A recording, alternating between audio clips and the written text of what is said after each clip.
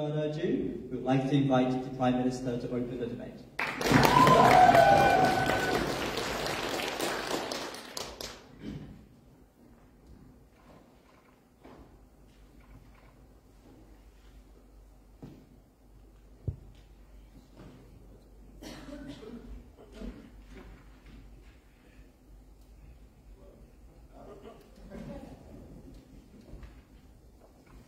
Hello?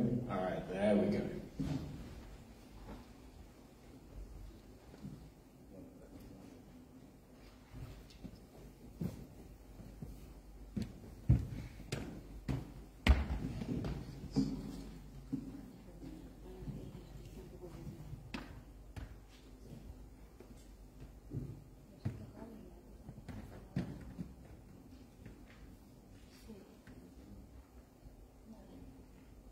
The world of opening and closing opposition is a world where academia is seen exclusively as the domain of the left. And the consequence of that is it has led to substantial opposition towards academia and has weakened its place in society.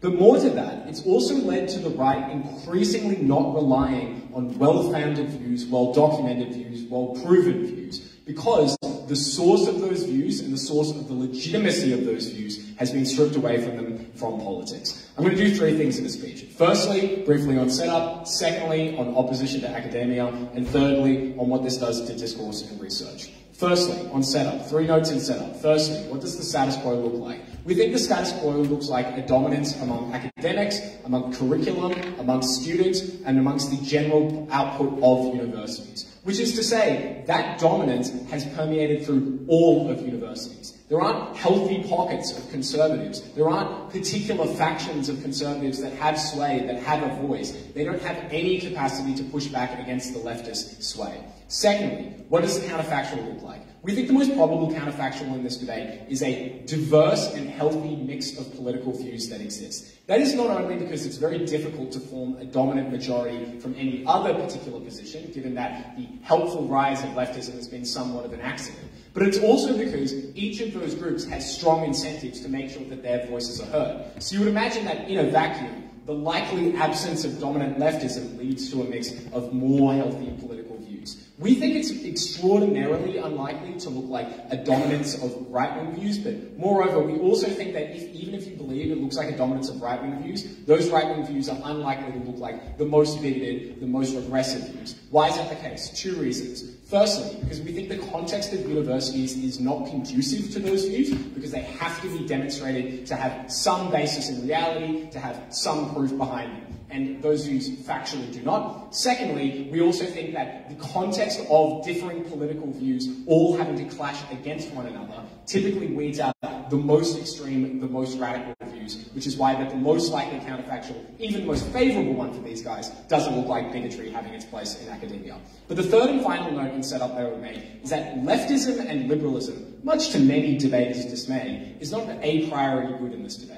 It's not assumed that leftism and liberalism is what we ought to be standing behind in this debate. And it's incumbent upon this opposition bench to explain to you that things like individualism, things like reasonable, sensible, progressive policy done through conservative lenses doesn't have significant value and shouldn't be what we care about in this debate. Before I move on, closing. If the right wing can moderate the most extreme versions of their argument, why doesn't the left wing also do so as well? The left wing doesn't do it in the status quo for the simple reason they have no incentive to moderate, right? When you have complete dominance, there's no reason to moderate behind. The only incentive is to keep proliferating views. But more to the point, the capacity to moderate is limited when those opposing views aren't brought to the fore like they would in our world. So, what does that mean? That means that this debate is primarily about why a healthy mix of political views on university campuses leads to benefits. Which leads me to my first point of constructive: opposition to academia and the status quo. The reality is that the status quo is not one where everyone buys into academia, both from a structural political level, but also on the ground with respect to how people view the research and the policy outcomes that come out of university. And that is primarily because around 50% of the world views academia exclusively as the domain of left-wing elites, people they are fundamentally oppositional to. Let's explain why that's the case. The first reason is that there are a series of parties that have strong political objectives to delegitimize universities. That is the right wing. Why is that the case? That's the case because when the left has dominance over universities, it means the output of those universities becomes threatening to the right. either because it's producing more left-wing students that undermine their voter base, or more to the point, it produces more left-wing policy outcomes which undermines the right. It's very hard to make a justification for why we ought not vote for climate change when all university academics say that we should vote for climate change policy, unless you're able to say that universities are corrupt, left-wing, nonsense, high-pollution places that we shouldn't pay any heed to. And that means powerful institutions like right-wing media run by Rupert Murdoch, or right-wing politicians that dominate half of the political discourse across the world have strong incentives to constantly reduce the effectiveness of universities. And they have two tools to do so. The first of which is undermining it through discourse by suggesting that we ought not pay any heed to it. And the second of which is to directly politically attack them by defunding universities, by making it more difficult to access universities, by promoting alternate pathways through life and suggesting that universities ought not be something that we should engage with.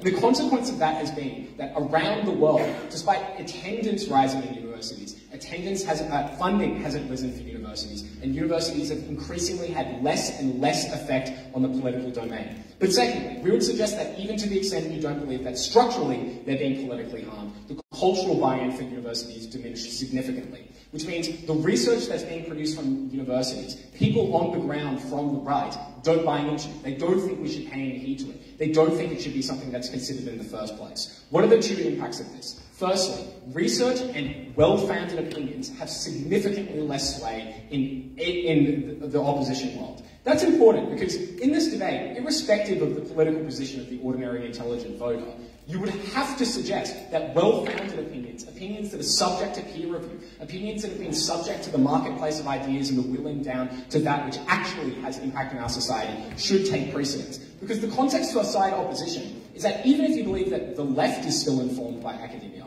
the right increasingly isn't. And the right still is going to be in power 50% of the time. And we would prefer that 50% of the time, they're basing their policies on things that we know will have the impacts that they want, that we know will have the impacts that are desirable in society.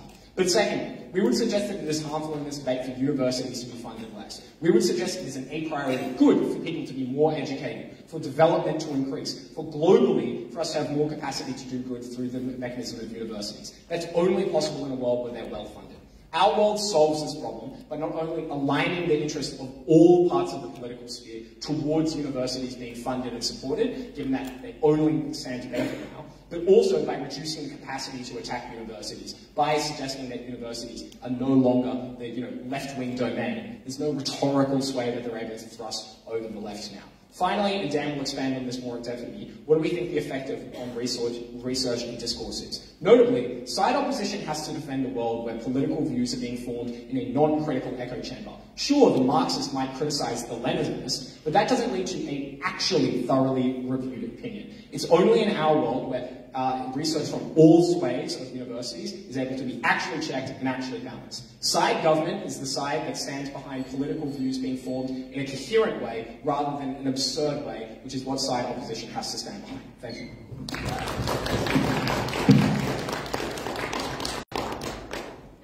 Thank you very much for that fine speech. I would like to invite the leader of the opposition.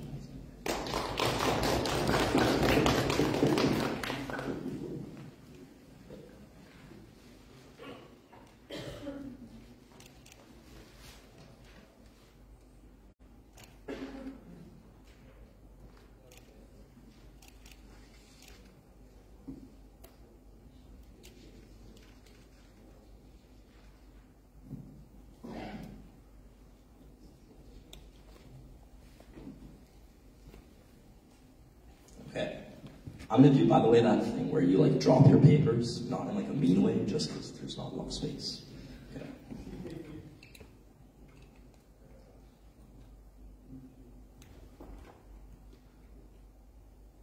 Acknowledging the structural injustice at the core of society is critical to rendering education as accessible and empowering to its students as possible. A couple of things in this speech. First, What is the alternative? Then refutation, then two constructive arguments. First, on why liberalism and progressivism is something that's good and why that spreads to society. And second, on why the dominance of left and liberal views on campus has made it far more inclusive and far more accessible as a space. First of all, in terms of the alternative, the absence of these narratives requires increased conservative presence at the expense of liberals. And the reason is that information and access to more views and education, etc., often corresponds to adopting more and more left and liberal-leaning views because you've had access to more experiences and views and the different experiences of other people. So that means they actively have to suppress the hiring of quality and intelligent left-leaning academics, and means more conservatives exist among administration roles, for example. We think this massively increases conflict, and the degree to which administration fails to function for university means more white people getting hired, for example. These are all structural problems in the way that universities are set up in their world.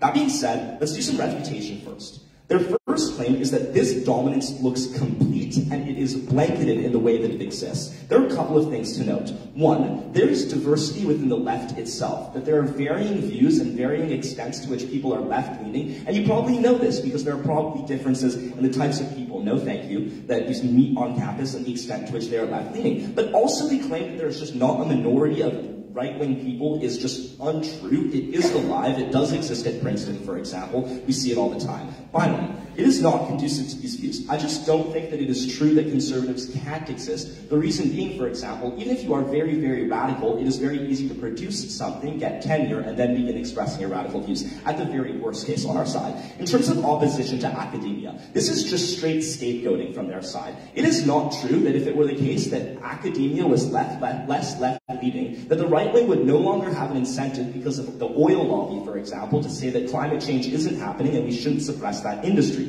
This is just one way that this is happening, but I still think that to the extent that the left is pushing for climate change activism within the Democratic Party, for example, that impact still materializes. But even in a moderate world, their claim on buy-in doesn't work, the reason being that polarization still exists in other spheres of society. So which material gets your attention, for example? Is it the right wing or the left-wing academia that is expressed on Fox News, for example, and which is expressed on CNN? That suggests that this is just perhaps a diversity of academia being produced at their best, but that doesn't change the way in which those echo chambers exist. First argument, no thanks, on why liberalism and progressivism is good. It is true that sometimes the campus left seems to go too far, but broadly we think they are positive. And the reason is, going too far is usually a mischaracterization. It is what Fox News says is happening on campus, but it isn't actually accurate. The reason being that it is usually a set of students that just agree on the way to solve an issue. But more than that, there is a diversity of left policies, which means that there is a moderating effect on campus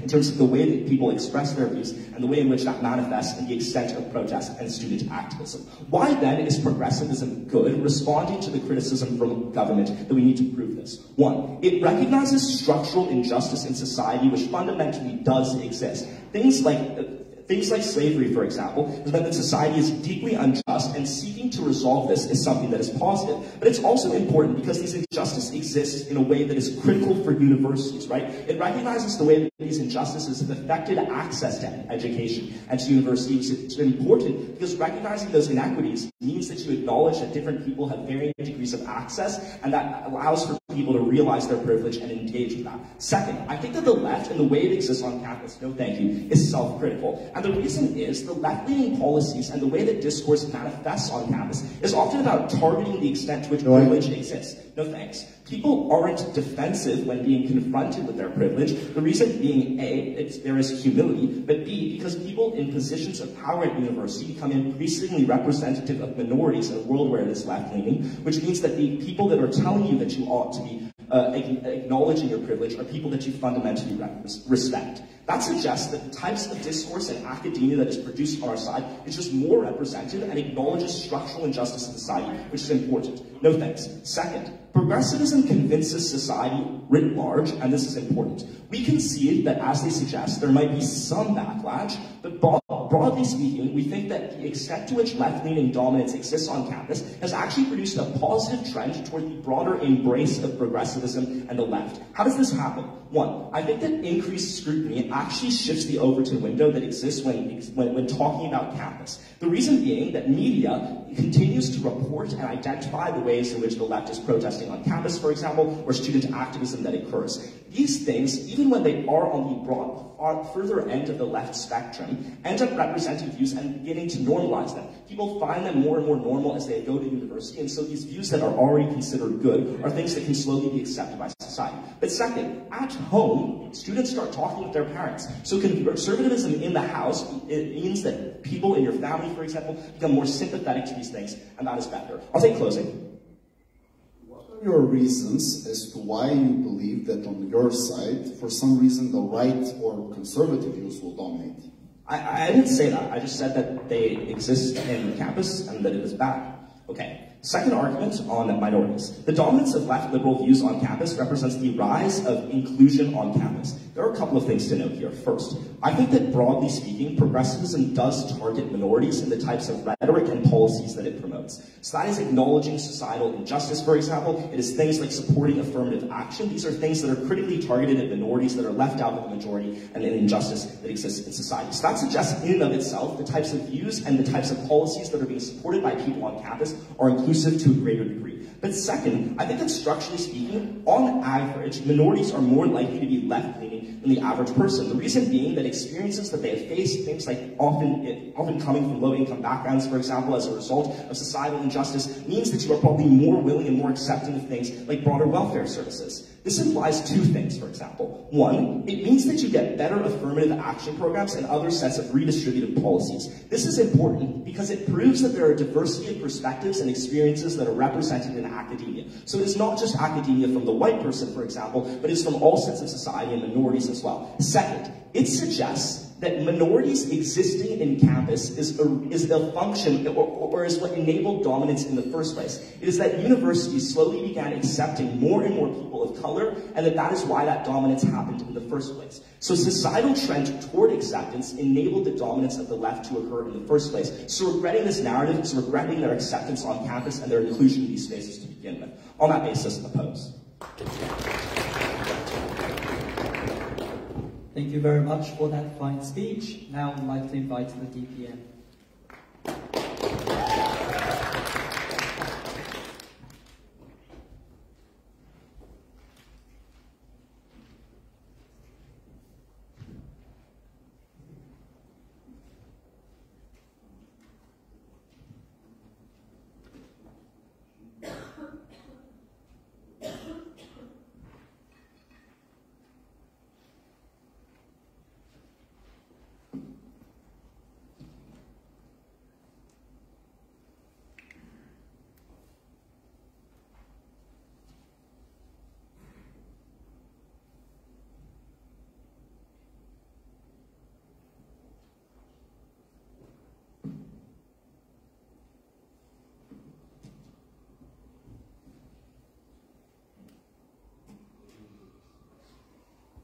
Test, test.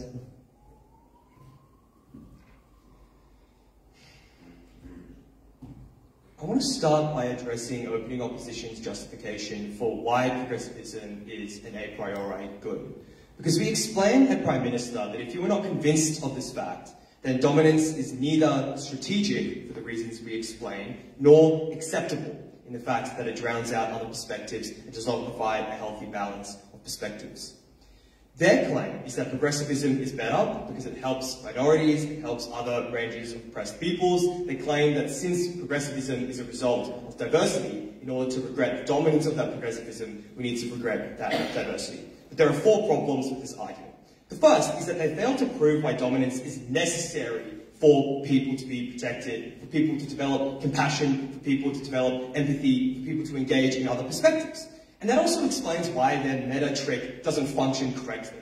Because you can still have a diverse campus, but you can still have a diverse campus without liberals or leftism dominating. Plenty of minorities are conservative. Plenty of minorities are free to experience their own perspectives, and they do not provide you a reason to think otherwise.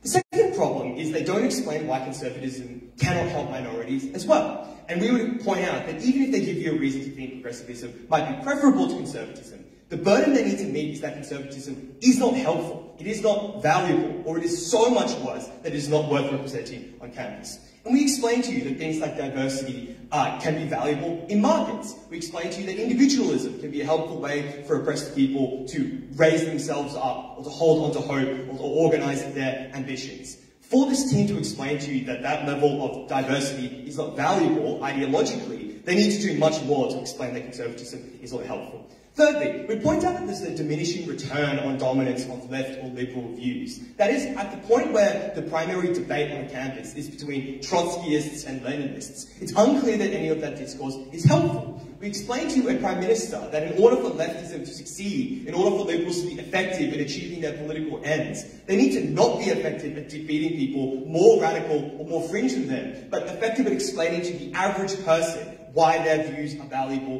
why progressivism is helpful. And the current level of dominance does not endow anyone with those skills. There's a diminishing return there. But the final and most important thing I want to add here is that our case also explains to you why, even if you think progressivism is better than conservatism, so much so that it is not worth valuing something like ideological diversity, we not only make that progressivism more effective where campuses are more diverse, but we also make conservatism less toxic.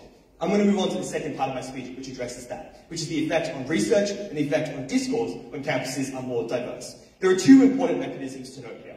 The first is that we provide a much broader marketplace of ideas on campuses, which is valuable in and of itself, before analysing exactly how it works out. That is for three reasons. Firstly, it's for the reason that we force individuals to interrogate their views more closely, which is valuable because it helps them form more precise views, it helps them form more well-informed views, it helps them engage more deeply with the arguments that they claim to make. Sure, closing. Conservatism has been dominant in academia for the past 300 to 400 years. What makes you think that's suddenly going to go away under your side? Conservatism hasn't been valuable for the past 300 to 400 years. Society might have been more conservative, so from the current perspective, it looks like academia was dominated by conservatives, but that's not the same as what you're claiming. We give you reasons to think that a mix of views is a far more likely, result, and in fact, the very analysis your opening gives, which explains that campuses have got more diverse, from an ID poll perspective, explains why it's likely to be a mix of views. Secondly, we point out that individuals have to justify their views more in an environment where they're not supported by individuals who have the exact same views as them,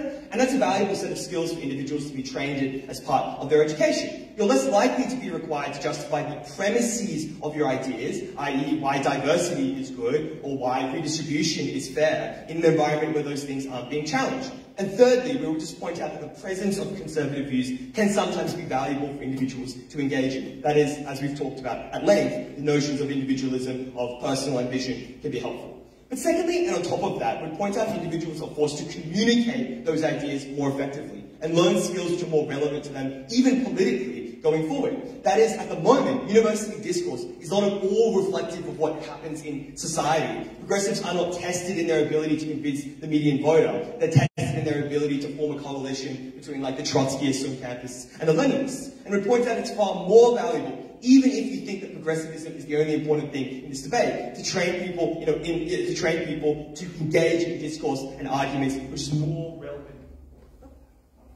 relevant to society as a whole. Can people still hear me? Yeah. Okay, that has three impacts in this debate. The first is that right-wing policy and discourse improves as well. That is, when conservatives have a place on campus, they are more likely to base more of their claims in research. That is, under their world, conservatives do not have a place in universities. They're not represented in research. It's hard for them to find factual basis for their claims. And that's what leads to extremism, that's what leads to misinformation, and we explain why those problems are much less likely to happen when they're represented on campus. Secondly, academia is more likely to have a pronounced impact on society. When people are, both students and researchers, are engaging with problems which are more reflective of society, you're more likely to get an actual impact on society, because people are seeing the views which are relevant to them debated and discussed, not just more fringe, left-wing and liberal ones. And thirdly, we point out that simply the quality of your education is stronger in an environment where you are forced to engage with a greater degree, a greater variety of views, and question the premises which you operate on.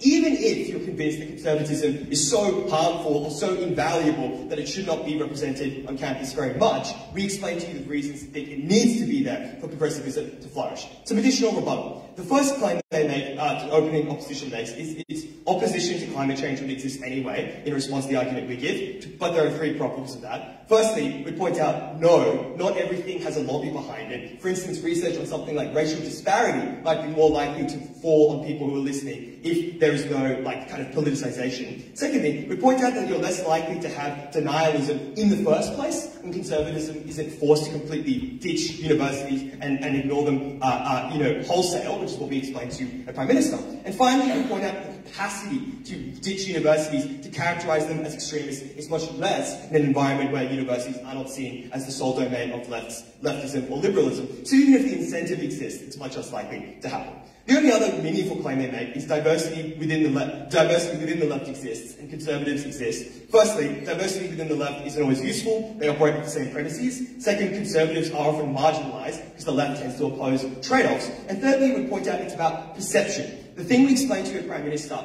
is universities are marginalized when they're perceived to be dominated by the left and liberals. Even if they avoid that reality, that perception is still terminal for their case. For those reasons, we're out to go.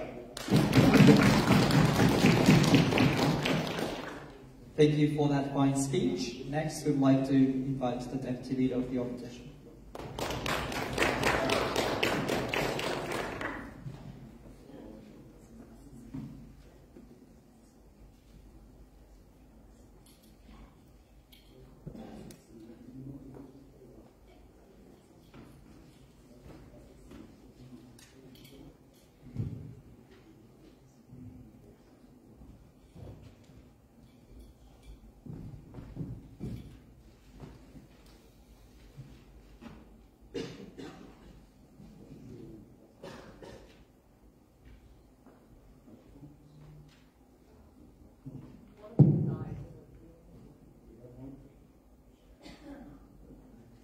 Yes.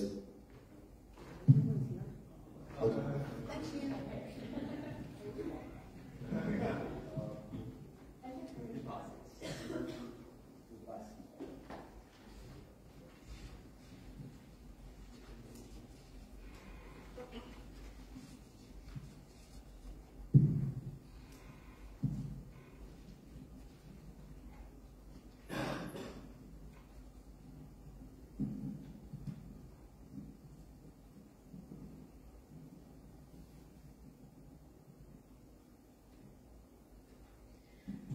Being misgendered or being forced to use a bathroom that doesn't match with your gender identity ruins your day. It makes it impossible for you to go to classes. It destroys your confidence and your quality of life. The reason why dominance is necessary is because pre-existing social structures crush minorities and make it impossible to access the privileges that university confers upon us. At Tulane University, 9% of the student body is Hispanic, despite them constituting 30% of the population of the surrounding city of New Orleans. At Princeton, the percentage of black students in the university sits below 15%, despite the fact that they make up about 30% of the population of New Jersey. The issue is, on their side, that there is no correction for the systematic class injustices that exist in society today. We are willing to trade off benefits to discourse or to academia, as long as right here, right now, vulnerable students in universities are currently feeling oppressed, who would on their side feel like they do not have a place in these halls of prestige, feel like they can have a home here, and as long as we can make sure that we increase social mobility by helping them access this. 3 clashes in today's debate. The first thing I want to do is talk about the quality of discourse, because that's the majority of the advocacy from side 00. Their claim here is that it becomes impossible to challenge views because there's no challenge to your views. It then means that children do not learn how to justify their opinions, and this makes them less persuasive. The issue is their analysis is not actually unique to universities, but rather to echo chambers in general. And I think that this idea that people all around having the same opinion is way more true and more a function of geographic and demographic functions than anything else. I.e., if I go to a school in Manhattan, for example, and I'm surrounded by other children who are from like suburban neighborhoods with WASP parents, then it's the case that I will have similar beliefs from them because my parents told me the same things, because I've used the same social media, because I looked at the same influencers, or because I just experienced the same kind of economic circumstances and priorities in my life.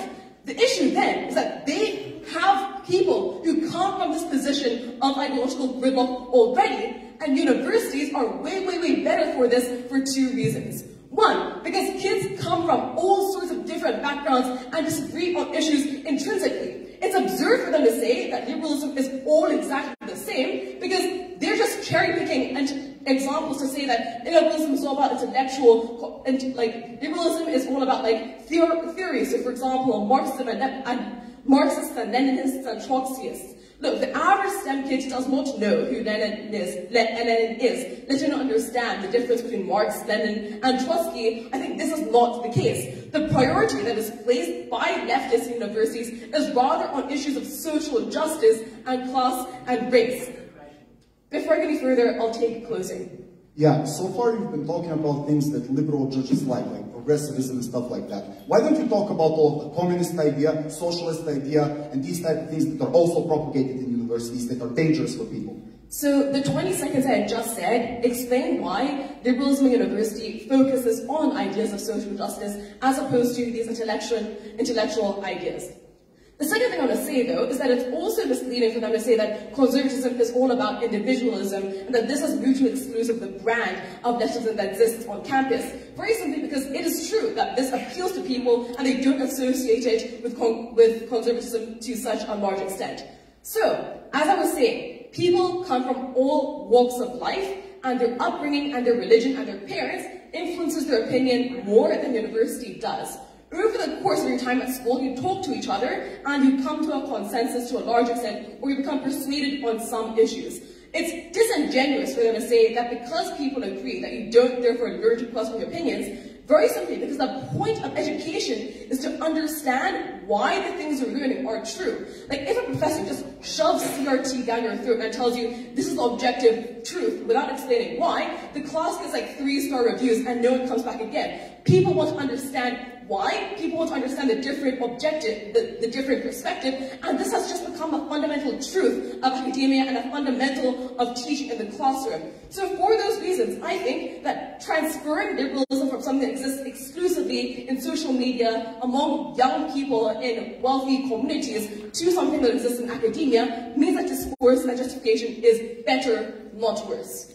The second clash I have to talk about then is on polarization and social progress, because they say that the harm is that there's a demonization of universities that delegitimizes academia. So I just want to call bullshit on this issue, because the idea that right-wingers all see universities as dens of corruption that are dominated by the left is incredibly extreme. First of all, because honestly, academics intrinsically have a ton of authority. Jordan Peterson is called the professor because everyone has respect for academia. But second of all, it's also the case that this narrative runs counter to the majority of right-wingers, especially people in positions of influence. It might influence some extremists, but the average person still perceives university as a source of prestige and social mobility. Like, you will know someone in your family who went to school and that'll be an achievement which you celebrate, not which you condemn, because their income is higher afterwards. But also, the majority of politicians went to university. The impact of this, then, is that the narrative of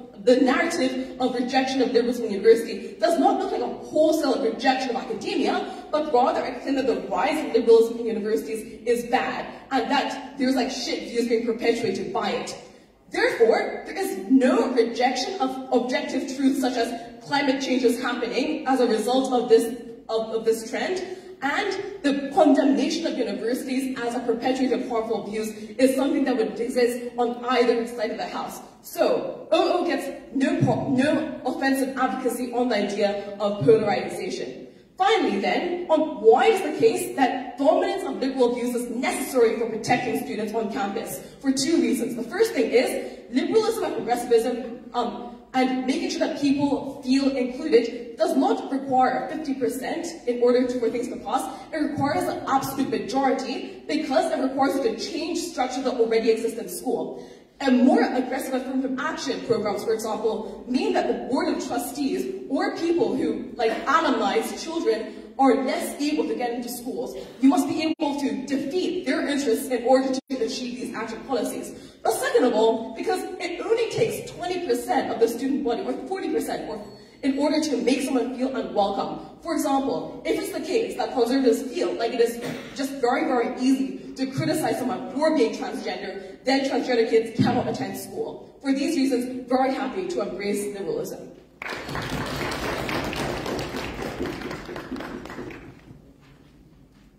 Thank you very much for that fine speech. Now we would like to invite the member of the government.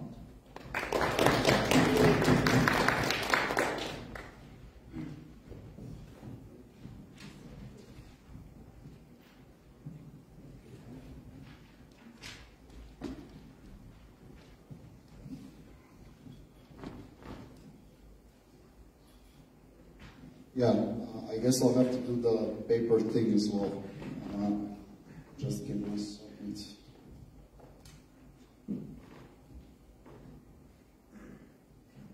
I'll take opening.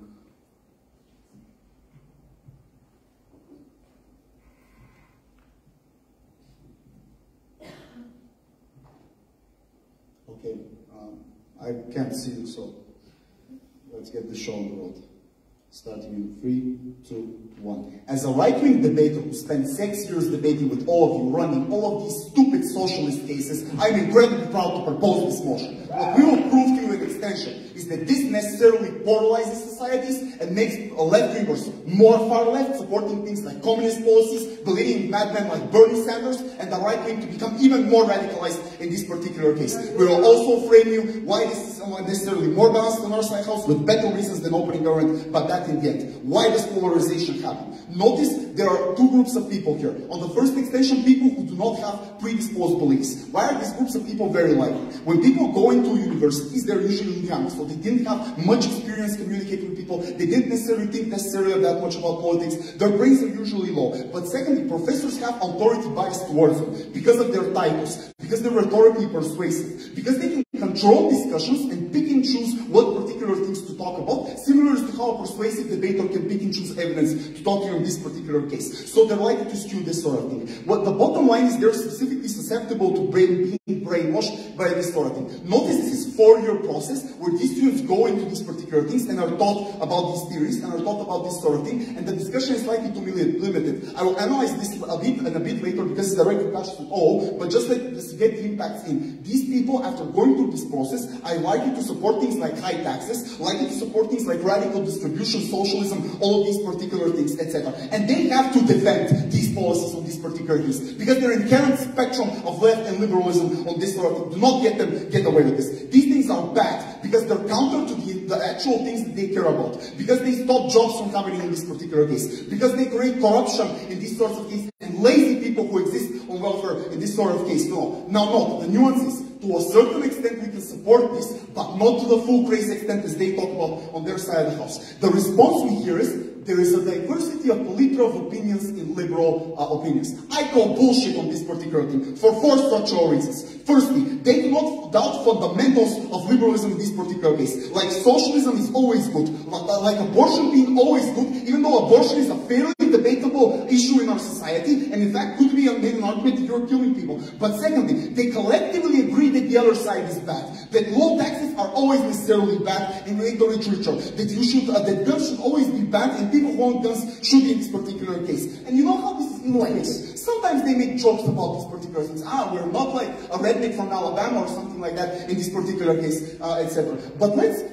give more structural reasons to this. Firstly, you're likely to virtue signal during the discussions in order to, how do you say, signal that you are liberal in this particular case. This process is both process to a professor to a student, because you want your students to like you, and because you want to showcase that you are most liberal in this particular case. You are, how do you say, the favorite one who supports the actual ideas, but also student to professor. So because students have an incentive to have basically, how do you say, what was the word for it? Kiss the professor's ass, I'm sorry, ESL. They necessarily would want to, how do you say that yes, they support this particular idea. Oh yes, liberalism is good. Oh yes, how do you say, abortion should always be legal in this particular case. But you know what, second thing, there is no voice to counter these opinions because you feel ashamed to say that you're right. right-wing, because we feel ashamed to do this. Similar to how right-wing debaters feel ashamed to run right-wing case in many of these particular cases. So there is no counterbalancing mechanisms towards this. It always aggregates to the farthest edges of these particular cases. The bottom line is that you have total amount of population brainwashed into these crazy ideas. They do not have counter voices in their head to stop them from believing these sort of things. When these people go out, they vote for crazy people like Bernie Sanders. They vote for people who will bankrupt your country and do these particular things, which cause instability.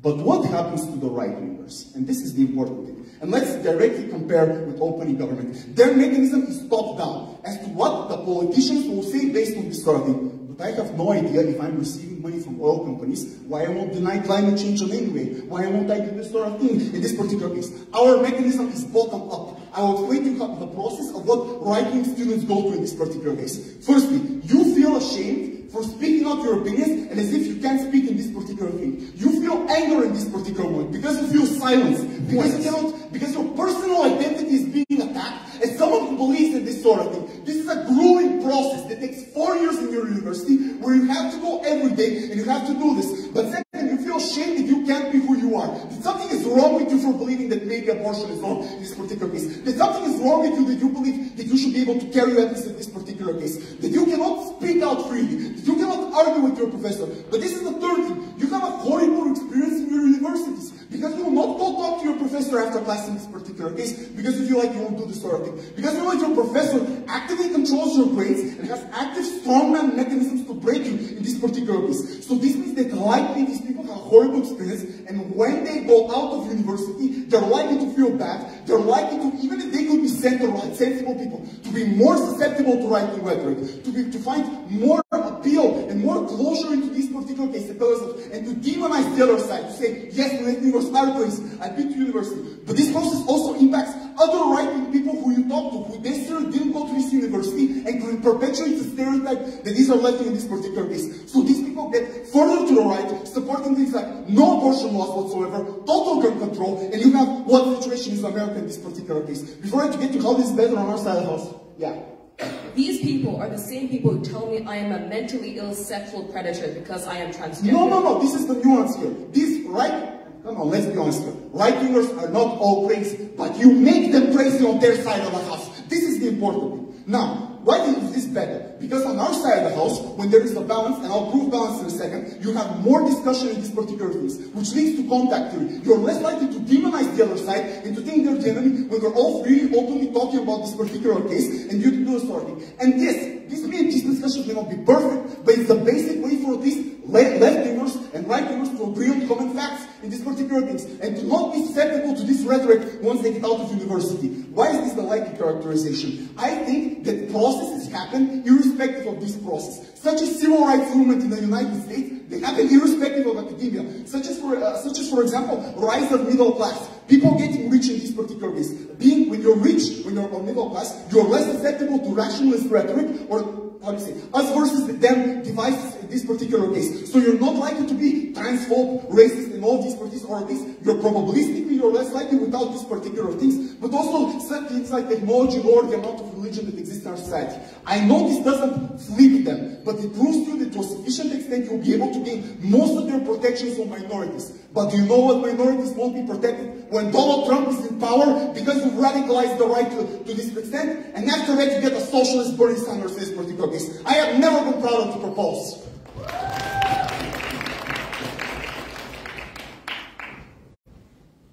Thank you very much for that fine speech. Now I would like to invite the member of the opposition.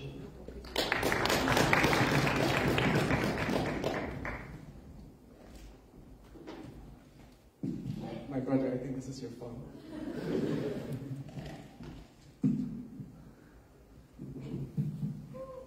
Am I all good? Okay. Starting in 3, 2, 1. Ano, in the Philippines, the horrific reign of the Marcos regime was only toppled because universities were brave, because universities were courageous enough to be left-wing, to be liberal, to dominate and to construct a lot of the harmful conservative ideologies that existed in the very first place. panel in Hong Kong, the umbrella movement and the protest against the extradition bill only existed because universities were a liberal hub for people to be able to critique not only the regime of China, but the regime of accountability, the regime of people that were constantly in power and had already benefited from conservatism in the very first place. The extension coming from closing opposition will be very simple. We think that even the most extreme versions of liberalism, the most extreme versions of progressivism, only improve, only become a representative of the realities of society because universities allow them to be, and universities allow them to be dominant. And secondly, because this is what bleeds into protest movements that improve society, address societal inequality, and keep our powers in check, and keep them afraid of the youth. Two extensions coming from closing opposition. First, why is it that the most extreme form of liberal values only exist in the dominance of liberalism within these universities, and why do they improve? And secondly, why does this bleed into protest movements that ensures our societies are not only equitable, but constantly improve? Let's go to the first extension. Why are liberal values, when dominant, continuously improve only in universities? The problem with the government bench push is that they only said that liberalism is not inherently good, and closing government gave a really wacko-jacko extension of Bernie Sanders bad, and everybody will vote for Bernie Sanders. But notice that opening opposition shied away from this burden. They're afraid of taking on the burden that a lot of these extreme values can be beneficial for society, and only got the low-hanging fruit of minorities. We're going to give you the story that the notions of socialism and radical redistribution are only checked and balanced, and only improved in universities because of the pressure of the academia, because of the pressure of legitimacy. Why do these ideologies grow within universities, and why are they constantly evolving? One, we think we're going to spin a lot of the opening government mechanisms because of the pressure to be well-founded, the pressure to have academically rigorous research, the pressure to be able to be published, and to ensure that your classes are not only fair, but are more critical and more accurate representations of society. That's where we're more likely to generate things such as, what is a fair tax? What is an equitable immigration policy? What is an equitable form of policing that is necessary to guarantee the security of society while also minimizing the prejudice against racial minorities in the very first place? But secondly, we think that it is the dominance of liberalism that allows the proposition of these ideas, not only by professors in the academia, but by students, by people that are outside of the school, that want to be researched and that want to prepare up and want to partner up with a lot of these universities. That's how we constantly improve a lot of the radical policies that ensure that not only minorities get benefited, what opening opposition only wanted, but the general of society, or the general notion of society, and the lowest common denominator person. Because liberalism is not just about diversity. It is about benefiting the most amount of people while hurting the least amount of people in the very first place. This is how our ideas evolve. This is how they get turned into classes. This is how they get turned into research that ensures that they're actually practical and implementable within society, and not just airy-fairy notions of philosophy that people debate over in prestigious competitions such as this. Thirdly, I think a lot of the pluralism that only exists on our side allows us to speak up against the structures of authority. That's how we are able to speak up against professors, contrary to what closing government says. Notice that a lot of professors who teach things like government, political philosophy, and economics tend to learn from their students. And that only happens in a society or liberal-dominated value system, because that understands that every value system, every opinion is equal and more importantly, legitimate. That's why students not only feel more empowered on our side, like what opening opposition said, but secondly, a lot of their ideas are implemented into policy, implemented into discussion, and that's why it's incredibly good. That's how we beat government bench. Even if it is true that liberalism is not inherently good, even if it is true that it sometimes leads to bad policies, it is only corrected, it is only improved, it is only well-researched on our side, where there's the courage to stand up to be liberal, the courage to say that maybe we should tax the rich more, maybe we should let more immigrants in, even if there might be some increase in crime in the very first place. But more importantly, we beat opening opposition because we don't shy away from the burden and show that sometimes the most extreme versions of liberalism are good, but they're only good if they're checked and balanced within these institutions. Let's go to the second extension. But before I move on, sure opening. Both sides have a faction of socialists that can go out and protest or advocate. It's only our side that equips that faction with the skills to justify their beliefs and speak to the average reasonable person. No, you have to still justify your beliefs on our side. You have to be able to speak to the average reasonable person. Because I believe in university, everyone is taught how to write, everyone is taught how to communicate, everyone is forced to do those cringy presentations to the most reasonable or the lowest common denominator person. Let's go to the second extension. Why do universities lead to crucial protest movements that help improve society, regardless of their political ideas? Opening government's argument here is that we need a broad marketplace of ideas and we need well-founded facts. And opening opposition's clash in this is a little bit weird, because they said that we want to focus on structural injustices and somehow universities' diversity somehow fixes that. We're going to argue that the combination of dominance of liberalism of universities and the existence of these universities provides the necessary conditions for a lot of these protest movements. Why is this the case? One, on either side of the house, the conservative elite, the conservatives that run Fox News, that show campaigns that climate change is not real, that fund corporations like Shell to be able to enrich themselves, still go to these universities. What that then means is that A, we get their valid opinion on a lot of the discussions that exist, because oftentimes these are people of privilege,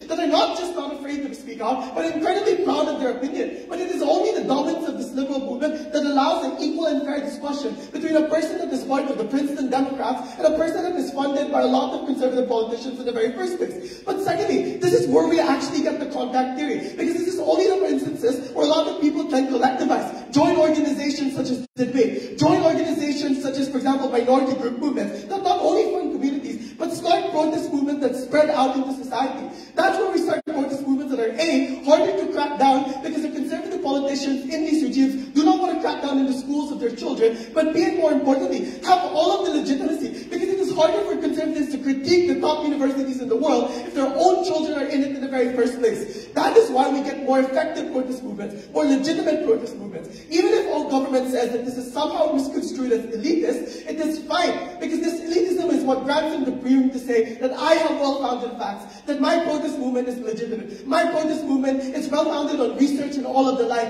and that's how more people join into these things. Universities start the protest movements that change society. Universities start the protest movements that ensure that we can hold the most powerful individuals accountable, irregardless of their political views.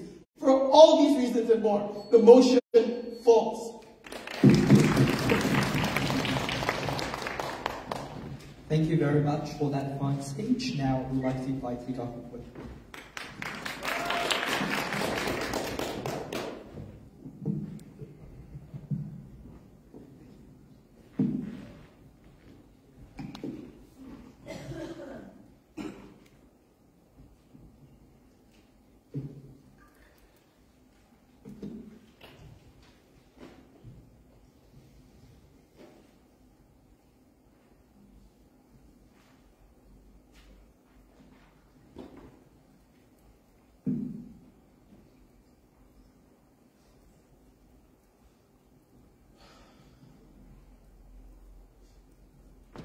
Can you hear me?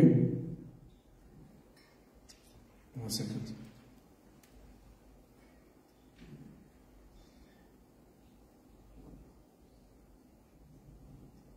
It's funny with the pastor names, and now I'm defending conservatism.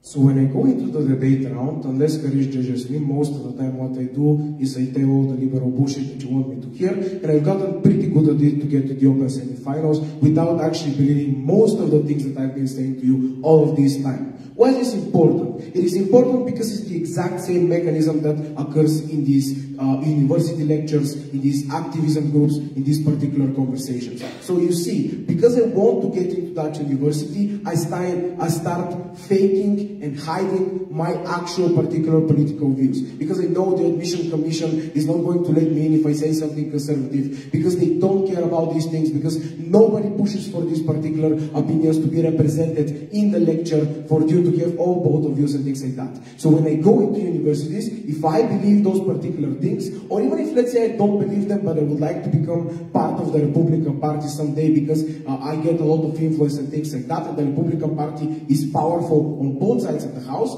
basically, I just don't engage with you. I don't talk about my actual opinions. What does that mean? It means that you don't get to hear my actual opinion and engage with it back forth, but it also means that there is no an actual things like that. So I lose the ability to actually, like when I'm in university, maybe go to that different lecture that is a little bit left-wing and actually hear their opinions, because I know that the minute I walk in, my different opinion is never going to be even acknowledged. Nobody's even going to talk about it. Why is this important? Because I lose the opportunity to hear people's stories, of like engage with people from minority groups and things like that actually have structural problems. Especially if, like, look, and this is important because these educated conservatives on our side of the house are the only people who can actively change how the conservatism in the future is viewed, and actually make sure that on both sides of the house we accept at least the same facts so we can work on from there. So if I never engage with people that give me more reasons as to believe, and I actually believe that it's important for me to protect climate change, or it's important to have some minority rights or some minority quotas in university, things like that, it is much less likely for me to do those things when I actually become a politician, but not also a politician, any person in power in society. Because look, people who go out of these universities like Harvard, Princeton and things like that, these are the people who are going to become the next CEOs, the next media hosts, the next people with like disproportionate power in society to change opinions, because they are pretty, they are very well educated, they know how to say the beautiful words, they're EPL, and they have huge persuasion to them, which is extremely important. And they can use that persuasion sometimes for the good sides, but let me tell you, after they get out of this, I even believe some of them are conservatives as well. They're gonna go to their company, and they're not, because they have been feeling like an outcast and somebody that their opinions were rejected all of these times, are likely going to be more radicalized and say these people don't deserve anything. Because every person that advocates for, like, let's say, African American rights or things like that is radical. They don't see the middle point to do it. So let's not engage with them at all. Let's paint them as somebody who we don't care about. Let's not cater to these people as a political party. Let's diminish them, demonize their opinions and things like that much more. And these are the people in control. Or if you're a CEO, not let them get a job in the first place. And a lot of these things. I think this on its own deals with a lot of like what's coming from those in the opposition in terms of what is actually going to be the opinions on that. Like liberalism and like the dominance of something definitely doesn't mean that all of these other opinions that still exist in the media are completely educated. Otherwise, what we have had in the last 20 years is more and more people that are like younger are less or more conservative. But I think it's still 50-50 to a lot of degrees, especially if we see conservative people actually rising to power. So I think the important thing is to actually make sure that at least we agree on the basic stuff. And I think, like, how does this look like? I think it's basically like, look, maybe in the short term we have less of the most inclusive policies like bathrooms and things like that. But look, we don't have these things in societies. If you go to Alabama, if you go to a lot of even public places, you don't have gender minorities bathrooms. And this is the problem. The only way to achieve a lot of the things that we have on their side of the house as good liberal policies, or at least some of them, like we all agree that climate change is an issue on both sides. Some of the factual things are things like that. Or we agree that minimum wage is important for poverty groups. Or even in the reverse, like we agree that sometimes overspending is bad. Sometimes stimulus checks are better over stimulus. On both sides of the house, in order to achieve some middle ground where more people are actually benefiting, and that is the most radical versions radical opinions are removed, is when we get this particular change in society to actually making sure that both sides of the house are engaged with these particular things. They know what the other side is talking about, and it's less likely for them to demonize it, especially in the future, especially the people who have the most say and power in these particular institutions before they continue operating. So you and Rumen are pretty big brain or able to maintain entrenched beliefs. But isn't a brainwashing method that Rumen's extension is about more effective than discourse when it comes to persuading the average person? Look, the problem is that you don't have better discourse on your side of the house. I'm telling you, there is a mechanism where this get better on some particular issues. I think that's overall better because more people, at least if the fucking Republicans agree that climate change actually exists, at least we can have some type of policies that accompany it to a certain extent. We limit fracking to a certain extent, even if we don't completely remove it, which is much better than what is happening currently on your side of the house. I think a lot of the inclusivity things that come from them are directly rebutted by Rumen. I think on social movements, the last thing that I'm going to say is that social movements need to engage people on both political spectrums in order to achieve the critical mass that they need to make active changes in society, which we only get on our side of the house if you don't demonize the other side because you've been an outcast your whole time. I think finally all gives a lot of good pushes as to why people are still going to go to universities. We explained to you that they will, and the problem is not that they're going to completely distrust the data and things that we do like that, but it's more about the mechanism of how we actually achieve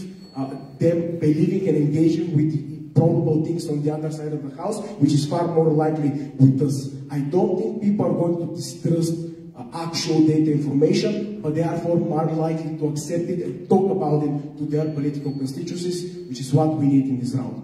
Very fucking happy to stand for all the conservative debaters out there.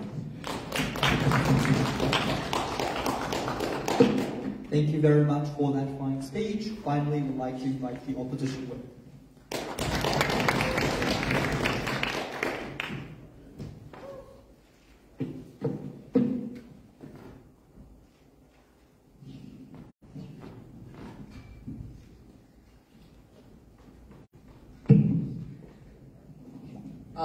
Can people hear me? Starting in 3, 2, 1. Every other team in this round is debating on the margins. Even on either side of the world, there's probably going to be some level of polarization. There's still going to be some level of discussion between different parties. There's still going to be some level of research. I don't think any team in this round actually proves what the margin of their change is. And on closing opposition, we're here to say that we're here to talk about what specifically is unique about colleges, and I think it is the ability to push protest movements forward. I think that puts us above most other teams in the round, not only because it is something that is unique to what is specific about colleges, but also because of the fact that the margin of change is so large. That is, when social movements are successful, when protest movements are successful, it doesn't change just the people who are engaged in that particular discourse. It makes the world a better place for every single person. We think that's the meaningful difference in the round. I want to talk about why protest movements are important and why closing government's response is insufficient. I think there are two broad, maybe implicit responses coming from closing government. Closing government first makes the claim, why do you actually need dominance of liberalism in order to push forward these protest movements? The reason is very simple. In order for protest movements to be successful, you require two things. The first is you need to cross a particular threshold of attention. Obviously, if more individuals are engaged in that protest movement, that means that it's more likely to cross the threshold such that the protest movement gets traction in the first place. Secondly, the reason why protest movements are oftentimes unsuccessful is because you do not necessarily have the resources, you do not have the same backing within it, and that necessarily means that universities are a necessary way of doing so. Another possible criticism from closing government, which they actually didn't say, but I'm just going to build one for them, is closing government may make the argument that says, oh, but what if these movements fail? Our claim is that failure is oftentimes inherent to protest movements, but over time, they become more successful. In the instances in which they do become successful, we think it makes the society a better place. I don't think anyone in this room would dispute the fact that Chinese dominance within Hong Kong is a good thing. I don't think anyone would dispute the fact that things like the oppression or corrupt government is a bad thing. We think that those are the things that people are more likely to coalesce over, and that necessarily means that you need universities to be able to do this, and Matti gave you the mechanisms as to why that is the case. I've only given you the way as to why that is round winning. I want to then talk about the rest of the round now. But before I go on, I'll take opening. Our material explains that left and liberal dominance means mistrust of universities, conservative misinformation in response, which is the reason why your protests are by and large ineffective. I think Matti gave you the response that says that the mistrust cannot happen as much as any other organization. That is, it is much easier to mistrust a climate change organization as opposed to the very colleges that literally people like Trump and literally anyone who's in power went to. So I don't think this argument has much weight in the round anymore. No. I'm going to then respond to closing government. The first thing I want to note on closing government is I think their case is very interesting. Closing government makes a claim that says the vast majority of people who come from privileged institutions like colleges are eventually going to gain a lot of power, but at the same time they make the claim that people are oftentimes coming in with a blank slate. If this claim is true, we would rather these people be brainwashed such that they support things that are better for society, because in the absence of that, they are only going to enrich their own wealth. If 80% of the people at Harvard are on the left, and they tend to become more powerful within society, we absolutely support that. Secondly, I think closing government is actually not explaining why liberal policies are bad. They just say higher taxes create unemployment. Literally why. They don't actually explain why that is the case. I actually want to give you some reasons as to why their claims are actually economic bullshit. The first is that I think governments are oftentimes better at using money than corporations, because the money that is used by governments take into account the aggregation of preferences of all individuals as opposed to just the shareholders, which necessarily means that it's better for society. Secondly, they say radical redistribution is bad. I don't know if they've heard about the concept of decreasing marginal utility, but even if they have some beliefs that say, oh, some people use money really poorly, the $500 that goes to someone who's really poor is far more impactful than the $500 that goes to someone who's really rich. So they needed to prove why leftist policies are bad. I don't think they've done that in the round. Thirdly, their argument on brainwashing necessarily cuts both ways. Because if you look at their mechanisms, it's there's power dynamics between professors and students. You guys also have power dynamics between professors and students. They make claims that say, you're going to listen to the loudest student. You're also going to listen to the loudest student, which on your side is probably going to be the white, privileged, rich man who's at one of these institutions. So I don't think they prove the margin of their argument. What then is the difference in the round, though? I think what Matti tells you is that liberalism fundamentally relies on an acceptance of other ideas, that there is pluralism, whereas conservatism doesn't necessarily do that. Because in order to push for some kind of change in society, you need to be accepting of the fact that there are diverse ways to change society, and pluralism necessarily is the basis for liberalism. That means that professors and other students are going to be more accepting of their other people's ideas. We actually flip a lot of their impacts. The final thing that they say is that right-wing people are going to go crazy and they're going to do really weird things. The problem is, one, this is in tension with their own argument that says most people enter with a blank slate, so it's unclear how many people are going to go this much crazier. But secondly, if their claim is, if you tell individuals anything with an academic basis, people are not going to believe you anymore, presumably you're still going to have academic research, you're still going to have people trying to convince other people of their ideas, and hence, their argument doesn't stand. This is an argument against having any kind of interaction between people with different political ideologies. I say it's bullshit.